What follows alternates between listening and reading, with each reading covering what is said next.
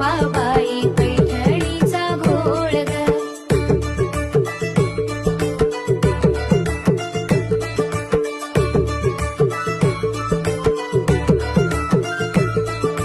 पैठणीचा घोळ ग, कानामध्ये झूल ग.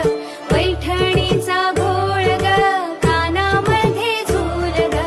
सावर सावर अंबाबाई